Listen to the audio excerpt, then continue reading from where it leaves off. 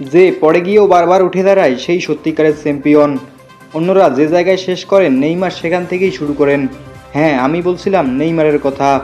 দীর্ঘ ইনজুরি আর পুনর্বাসনের কঠিন সময় পেরিয়ে নেইমার অবশেষে ফিরেছেন নিজের সেই পুরনো ছন্দে।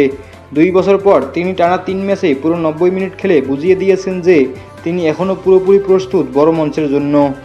এই দৃশ্য আমরা শেষ দেখেছিলাম 2023 সালের ফেব্রুয়ারিতে, যখন নেইমার পিএসজির হয়ে খেলতেন। এখন সান্তোসে ফিরে যেন তিনি এক নতুন মিশনে নেমেছেন, হয়েছেন আরও পরিণত, আরও ক্ষিপ্র। মাঠে তার ফুটবল বুদ্ধি, পাসিং আর প্রতিপক্ষকে ফাঁকি দেওয়ার মুখগুলো আরও উজ্জ্বল হয়ে উঠেছে পুরনো রূপে। সবচেয়ে প্রশংসনীয় তার ফিটনেস, যা আগের চেয়েও অনেক বেশি স্থিতিশীল ও ধারাবাহিক। এই পারফরমেন্সে তিনি আবারও জাতীয় দলের জার্সি পরার আশার আলো দেখাচ্ছেন কোটি ভক্তকে। নেইমারের এই প্রত্যাবর্তন শুধু একজন ব্রাজিলিয়ান ফ্যানদের জন্য নয়, পুরো ফুটবল বিশ্বের জন্যই এক খুশির সংবাদ। লিমন খান, খেলাবেলা।